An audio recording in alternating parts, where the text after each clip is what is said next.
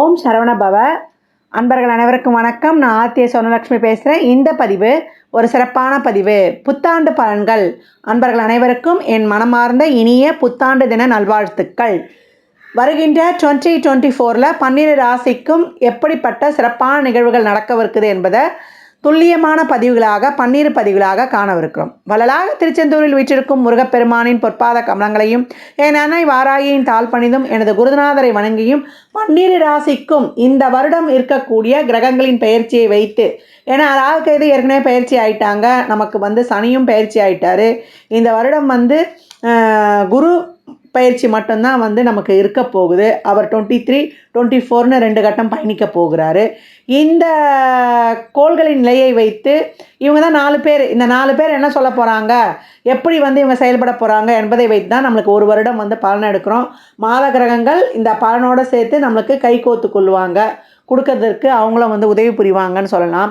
12 ராசிக்காரர்களும் இந்த வருடம் எப்படி நீங்கள் ஃபீஸ்ஃபுல்லாக எடுத்துகிட்டு போகலாம் என்பதற்கு இந்த பதிவு உங்களுக்கு உறுதுணையாக இருக்கும் அப்படின்னு சொல்லலாம். பதிவினை முழுமையாக கேளுங்க. இதில் சொல்லியிருக்கின்ற அனைத்து விதமான செயல்பாடுகளையும் பின்பற்றி உங்கள் வாழ்நாளை வளமாக்கி கொள்ளுங்கள். 12 ராசிக்காரர்களும் இந்த ஆண்டு முழுவதும் மிக சிறப்பான நலங்களையும் வளங்களை பெறுவதற்கும் என் வள்ளலாகிய முருகப்பெருமானை நான் மனதார் மேஷ ராசி மேஷ லக்னத்திற்கான பலன்களை காணவிருக்கிறோம். இந்த 2024 எப்படிப்பட்ட சிறப்பான பலன்களை மேஷ ராசிக்கு தரவிருக்கிறது அப்படின்னு பார்க்கும்பொழுது, மேஷம் மேன்மை அப்படின்னு சொல்லியாச்சு. ரொம்ப அருமையான கிரக நகர்வுகள் அப்படின்னு சொல்லலாம். ஏன்னா மேஷம் எப்போவுமே ஒரு காரியத்தை துவங்குவதற்கு முதன்மையான ராசின்னு சொல்லியிருக்கோம். ஏன்னா ஒரு புது உயிர் உற்பத்தி ஆகக்கூடிய இடம் மேஷம் அப்படின்னு சொல்லலாம். ஏன்னா அதனுடைய அதிபதி செவ்வாய். இயற்கையிலேயே இளமையாக இருக்கக்கூடிய கிரகம் செவ்வாய். புதன் சுக்கிரன் கூட கொஞ்சம் மேக்கப் போட்டு அழகாக போட்டால் தான் அழகு. ஆனால் இயற்கையில் இளமையாக இருக்கக்கூடியவர் செவ்வாய். அதனால தான் முருகனுக்கு அழகன் பேரழகன்னே பேர். அதனுடைய அதிபதியான முருகன், செவ்வாய்க்கு உரியவரே முருகன் அல்லவா? அதனால தான் முருகன் பேரழகனாக இருக்கக்கூடியவர். இப்போ எப்படி இருக்குது எங்களுக்குன்னும் போது, ஏற்கனவே நான் சரியே சொல்லியிருக்கேன், கோடீஸ்வர யோகம் அப்படின்னு சொல்லிட்டு. கோடீஸ்வர யோகம்னா நாளைக்கே ஆடி காரில் அம்பானி ஆகிடுவானான்னு கேட்கவே கூடாது. நம்ம நிலையிலேருந்து ஒரு ஸ்டெப்புன்னு அப்படின்னு சொல்லியாச்சு. இது வரைக்கும் நிறைய போன காலகட்டங்கள்லாம் உட்கார்ந்திருந்த கிரக அமைப்புகள் அப்படி. இப்போ நமக்கு அந்த கிரகங்கள்லாம் நகர்ந்து விட்டுனா டிஸ்டர்ப் கொடுக்கக்கூடிய, நம்மளுடைய பிரச்சனையை தரக்கூடிய ராகுகேது தொந்தரவே இல்லாத இடத்துக்கு போய் உட்காந்துட்டாங்க. 6, 12 அப்படின்னு சொல்லிட்டு. ஒரு தொழில் ஃபஸ்ட்டு கெரியர் தான். நமக்கு தொழில்காரக கிரகம் சனி, அவர் தான் தொழில் ஸ்தான அதிபதியும் லாபஸ்தான அதிபதியும் 11ல் ஆட்சி. அதே போல் மூல திரிகோணம் பெற்று சனி ஸ்லோ கிரகமாக எங்களுக்கு கொடுத்துறவா போகிறாரு அப்படின்னு கேட்டவங்களுக்கு கூட அதிரடி நடவடிக்கையாக தொழிலில் நல்ல நல்ல மாற்றங்களை தருவார். தொழிலுக்காக எப்பவும் ஒரு சிக்கலையும் ஒரு பிரச்சனைகளையும் ஒரு திருப்பங்களையும் ஏதாவது ஒன்று எங்களுக்கு ட்ரபிளாகவே இருக்குது என்று சொல்லக்கூடியது இந்த மேஷ ராசி லக்னம். ஏன்னா சனி அவங்களுக்கு பாதகாதிபதியும் கூட. ஆனால் தொழில் ஏதாவது ஒரு கரைச்சல் இருந்து கொண்டே இருக்கும். நிம்மதியாக வேலையை பார்த்தோம் வந்தோம் செஞ்சோன்னு இருக்காது. அந்த தொழில் ஒன்று கிடைக்கிறதுக்கு ஒரு கஷ்டம். அந்த தொழில் கிடைத்த பிறகு அந்த தொழிலை தக்க வைத்து கொள்ளுவதில் அவங்க என்றைக்குமே அலாட்டாக இருந்துக்கணும் அப்படின்னு கிரக அமைப்புகள் அழகாக சொல்லுது. ஏற்கனவே நம்ம சொல்லிட்டோம், ஒருத்தர் பிரச்சனைக்குரியவங்க பிரச்சனை தராத இடத்துல போய் உட்காந்துட்டாங்கன்னு. குரு அதற்கப்புறம் 9, 12 ராசியில் இருக்கிறார். ராசியிலேருந்து அவர் எங்கே பார்க்குறாரு, 5, 7, 9 என்ற அனைத்து சிறப்பான ஸ்தானங்களையும் பார்க்குறார். நல்ல மதிப்பு, பேர், புகழ், அதே போல் தந்தையால் ஒரு அனுகூலம், தந்தை வழி சொத்துக்கள், நல்ல ஒரு பதவி, பேர், புகழ், அரசியல் துறையாக இருந்தாலும் நம்மளுக்கு நல்ல ஒரு பெனிஃபிட்ஸு, மக்கள் தொண்டே மகேசன் தொண்டு அப்படின்னு சொல்லும்பொழுது மக்களுடைய செல்வாக்கு ஒரு பெரும் சொத்தாக இந்த காலகட்டம் கிடைக்கும்.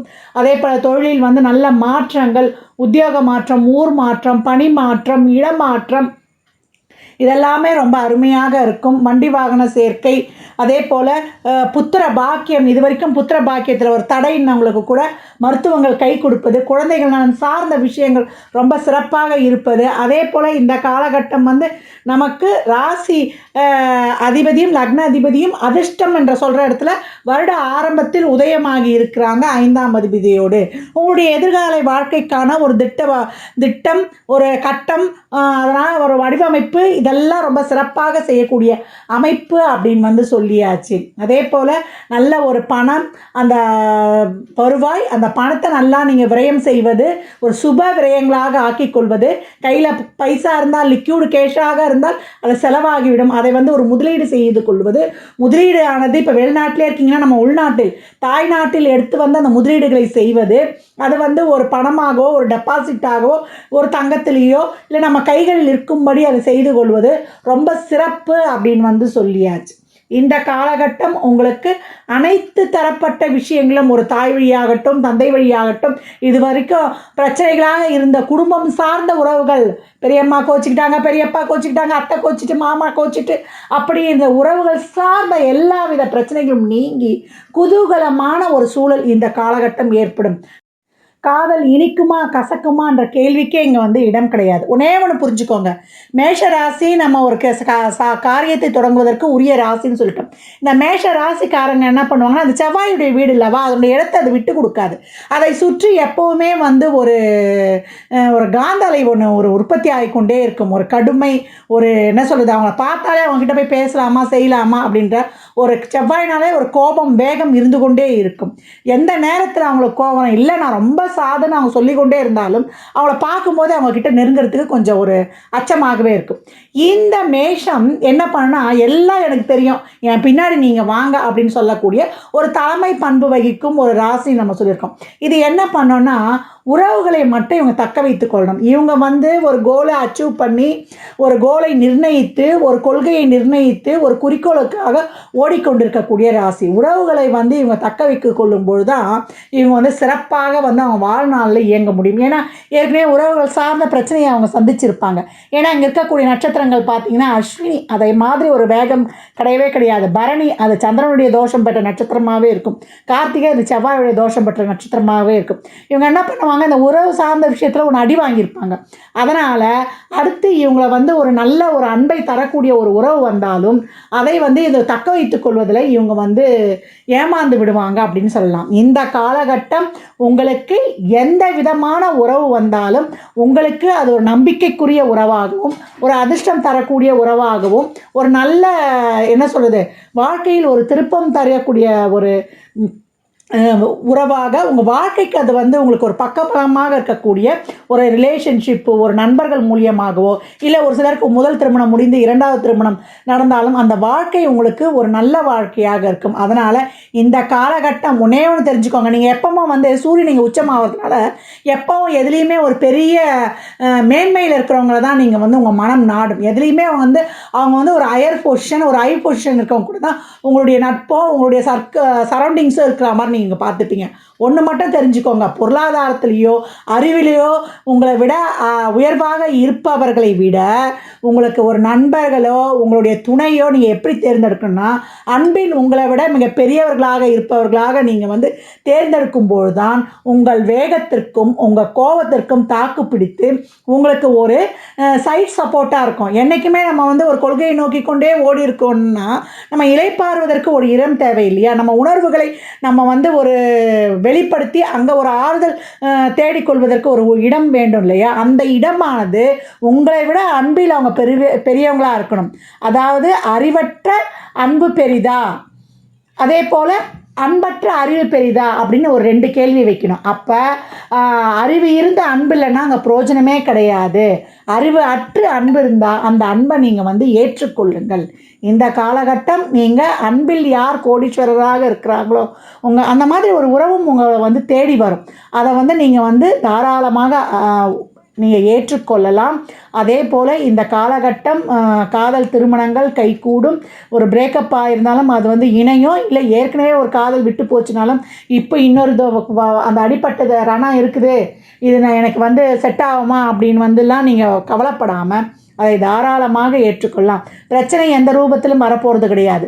நீங்களாக போய் உங்களுடைய அந்த பொசசிவ்னஸ், அதே போல் உங்களுடைய அந்த மிடுக்கு கடுப்பு எல்லாமே சொல்லலாம். அந்த கோபத்தன்மையால் நீங்களாக ஏதாவது பிரச்சனையை உண்டாக்கினால் ஒழிய வேறு எந்த வகையிலையும் உங்களுக்கு இந்த காலகட்டம் பிரச்சனைகள் உருவாக்கப் போவதில்லை. உங்களுக்கு நடக்கக்கூடிய அனைத்தும் பொக்கிஷமாகவும் அதிர்ஷ்டமாகவுமே இந்த காலகட்டம் அமையும் அப்படின்னு வந்து சொல்லலாம்.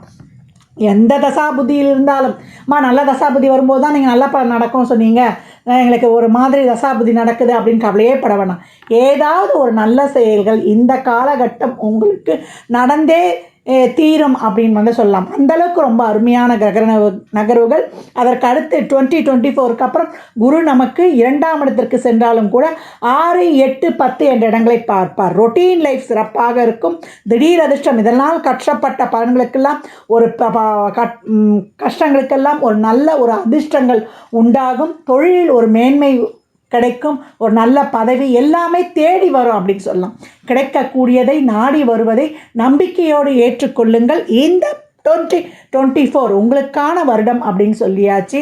ஒன்று மட்டும் தெரிஞ்சுக்கோங்க, இந்த 1.5 வருட காலம் இந்த கேந்திர ராசிகளில் இருக்கக்கூடிய பொருளாதார ராசிகளில் இருக்கக்கூடிய இந்த ராகு கேதுக்கள் இந்த 12 ராசிக்குமே என்ன சொல்ல வராங்க, அதே போல் உங்களை பொறுத்த வரைக்குமே அப்படின்னா உங்களுடைய அடுத்த கட்ட உங்களுடைய எதிர்கால வாழ்க்கைக்கான திட்டமிடலை நீங்கள் சிறப்பாக செஞ்சுக்கோங்க. அதற்கான முயற்சிகளில் ஈடுபடுங்க.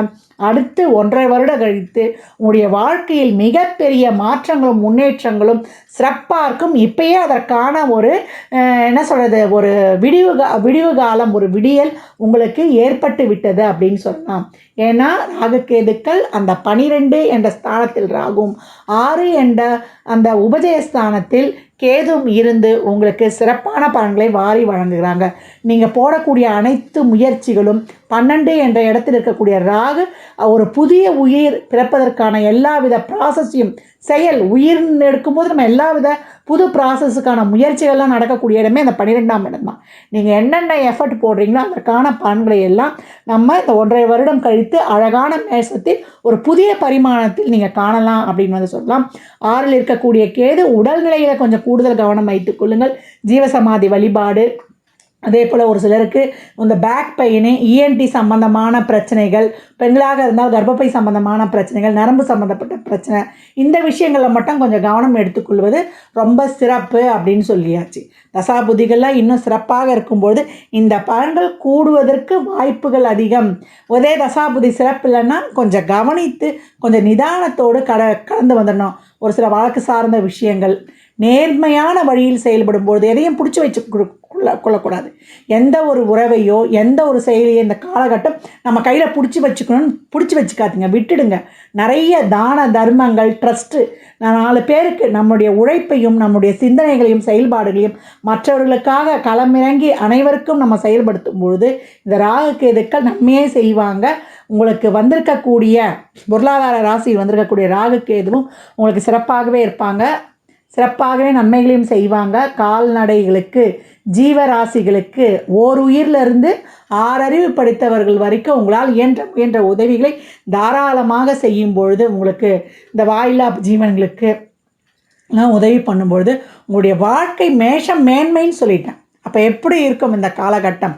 11ல் சனியும் 6, 12ல் ராகுவும் 6ல் இருக்கக்கூடிய கேதுவும், அதே போல் நம்மளுக்கு 1, 2ல் வரக்கூடிய குரு நல்ல பொருளாதார தனலாபத்தை தருவார். அதற்கேற்றாற் போல விரயம் இருக்குது. இந்த விரயத்தை திட்டமிட்டு சிறப்பாக நம்ம ஒரு வழி நடத்தி நம்ம எடுத்துக்கொள்ளும்பொழுது இந்த விரயமும் ஒரு சுப விரயமாகி நமக்கு சிறப்பான பலன்களை தரும் அப்படின்னாச்சு.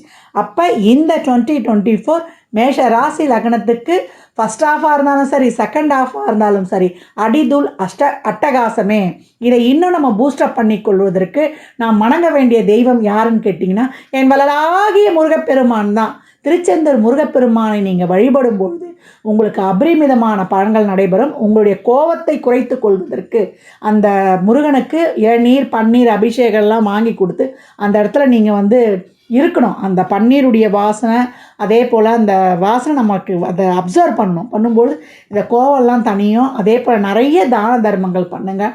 நிறைய நீங்களே என்ன சொல்கிறது, எந்த இயலாதவருக்கு எவ்வளோக்கு எவ்வளோ உங்களுடைய அன்னதானம், வஸ்திர தானம், ஆடை தானம்லாம் செய்யும்போது அந்த சாத்வீக பரிகாரங்கள் இறைவனே நேரடியாக சென்றடையக்கூடியது. அப்போ மேசராசியை பொறுத்த வரைக்கும் உறவு, தொழில், வருமானம், நல்ல வசதி வாய்ப்பு, உங்களுடைய புதிய முயற்சிகள், உங்களுக்கு அடுத்து உங்களுடைய வாழ்க்கையை திறம்பட எடுத்து சொல்வதற்கான கட்டமைப்புகள் அனைத்துமே ரொம்ப சிறப்பாக நீங்கள் வடிவமைத்து இந்த காலகட்டம் உங்களுடைய வாழ்க்கையை அடுத்து வரக்கூடிய வருடங்களில், இன்னும் ஒரு வருடம் கழித்து வரக்கூடிய காலகட்டங்களில் ஒரு புதிய பரிமாணத்திற்கு எடுத்து செல்லக்கூடிய சிறப்பான ஆண்டாக இருக்க போகுது அப்படின்னு சொல்லலாம்.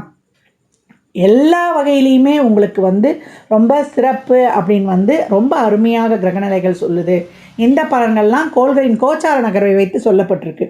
உங்கள் சுய ஜாதகத்தில் உங்களுக்கு இப்போ என்ன தசாபுதி நடக்குது, அது எதற்காக உங்களுக்கு ஊக்கப்படுத்துது, திருமணம், குழந்தை பாக்கியத்திற்கா இல்லை பொருளாதார முன்னேற்றத்திற்கா என்பதெல்லாம் உங்கள் சுய ஜாதகத்தை ஆய்வு செய்வதன் மூலம் மட்டுமே நாம் தெள்ளத் தெளிவாக அறிந்து கொள்ள முடியும். வெளிநாட்டு வேலைக்காக முயற்சி செய்வது அனைத்துமே ஒரு நல்ல ஒரு ஆடம்பர பொருள், அத்தியாவசிய பொருள், ஒரு லைஃப்பில் ஒரு லக்ஸுரியான லைஃபு பெண்களுக்கு கேட்கவே வேணாம். உங்களுடைய எண்ணங்கள், உங்களுடைய நீண்ட நாள் கனவுகள், லட்சியங்கள் இதெல்லாம் நிறைவேறும். அதே போல் அப்பாவுடைய வம்சாவளியிலையும் பூர்வீக சொத்துலேயும் இருக்கக்கூடிய பிரச்சனைகள்லாம் நீங்கி இந்த காலகட்டம் எந்த ஒரு வம்பு வழக்காக இருந்தாலும் அதற்கு ஒரு தீர்வு கிடைக்கும்னு சொல்லிடலாம். தசாபுதியே சிறப்பாக இல்லைன்னா நேர்மையான வழியில் போங்க. தேவையில்லாத பிரச்சனைகள்லையும் தேவையில்லாத இதுலேயும் தலையிடும் போது மட்டும்தான், தர்மத்தை மீறி போகும்போது தான் நம்ம மாட்டிக்கொள்வோம். தர்ம வழியில் செய்யும்பொழுது, முறையான வழியில் போகும்போது நம்ம இந்த கிரகங்களை கண்டு அஞ்ச வேண்டியதே கிடையாது. ராகு கேதுக்கள் தான் ஒவ்வொரு 1.5 வருடமும் ஒவ்வொரு பாவம் தட்டும் நம்மளுக்கு எழுதிட்டே போயிடுவாங்க. அதற்கு ரிசல்ட் கொடுக்க போகிறவர் தான் சனி பகவான். உங்களுக்கு ஒவ்வொரு பதிவிலுமே நான் விரிவாக சொல்லி கொண்டு வரேன். நேரம் எடுத்துக்கொண்டு சென்றாலும் சரி, பதிவை மட்டும் பொறுமையாக கேட்க வேண்டியது தான் நீங்கள் செய்ய வேண்டியது. நான் உங்களுக்கு இன்னமும் அழுத்தம் திருத்தமாக சொல்லிக் கொள்கிறேன். மேஷ ராசியை பொறுத்த வரைக்குமே ரொம்ப சிறப்பான வருடம். இந்த வருடத்தை சிறப்பாக திட்டம் தீட்டி வியூகம் தீட்டி நீங்கள் அனைத்து வகையிலையுமே நீங்கள் இதை சிறப்பாக்கி கொள்ளலாம். தசாபுத்தி மட்டும் சிறப்பாக இல்லைன்னா பணம் கொடுக்கல் வாங்கல், வாழ்வார்த்தை, ஜாமீன் போன்ற விஷயங்கள்லாம் கொஞ்சம் கவனமாக இருங்க. நம்மளுடைய என்ன சொல்கிறது, முகம் தெரியாதவர்கள், அதே போல் ஒரு விதவை பெண்களிடம், கணவனை இழந்தவர்களிடம், அதே போல் திருமணம் ஆகாதவரிடம் கொஞ்சம் எச்சரிக்கையாக இருப்பது கொஞ்சம் சிறப்பு. உணவு பழக்க வழக்கங்களிலும் உடற்பயிற்சிகளிலும் முறையான வழிகளை பின்பற்றுங்க. சித்தருடைய ஜீவசமாதி வழிபாடு செய்வது ரொம்ப சிறப்பு. வளருடைய வழிபாடு வைத்துக்கோங்க. பஞ்ச கவசம் சொல்லக்கூடிய சஷ்டி கவசம், அனுமன் சாலிசா, விநாயகரின் காரிய சித்தி மாலை, அதே போல் கோளறு பதிகம், சுப்பிரமணிய புஜங்கம், இந்த 5 பாடல்களையும் ஓடவிட்டு கேட்கும் பொழுது இவை உங்களுக்கு பஞ்ச கவசங்களாக உங்களை எப்பொழுதுமே உங்களுக்கு எந்த ஒரு சூழலிலுமே உங்களுக்கு சிறப்பான பலன்களையும் நடக்கவிருக்கும் சுப பலன்களை அதிகப்படியாக ஆக்கி கொடுக்குன்னு சொல்லலாம். இதெல்லாம் எங்களுக்கு வாயிலே வராதுமா, எங்களுக்கு சொல்லவும் முடியாது, சுப்பிரமணிய புஜங்கம்லாம் நீங்கள் கவலையே பட வேணாம். அதை காதால் செவிகளால் உணரும் பொழுதே நம்ம உடம்புக்குள்ளே ஒரு வைப்ரேஷன் உண்டாகும். எவ்வளோ பெரிய கோபமும் நீங்கும். நம்மளுக்கு யாராவது பில்லி சூனியம் செய்வினியம் வச்சுட்டாங்க அப்படின்ற இந்த எதிர்மனையதையும் அதுவும் நீக்கும், நம்ம சஷ்டி கவசமும் நீக்கும். எப்பேற்பட்ட வெவ்வினைகளையும் வேற இருக்க வல்லமை வாய்ந்தவை இந்த பஞ்ச கவசங்களும் அப்படின்னு சொல்லியாச்சு. எப்போவுமே நான் சொல்கிறது தான், கோயில்களுக்கு தீபம் ஏற்றுவதற்கு எண்ணெய் வாங்கி கொடுங்க. நீங்களே தீபம் ஏற்றி வழிபடும் பொழுது உங்களுக்கு அனைத்து விதமான சுப பலன்களும் நிறையவே ஏற்படும் அப்படின்னு சொல்லியாச்சு. 2024 உங்களுக்கான வருடம். மேஷம் மேன்மையே.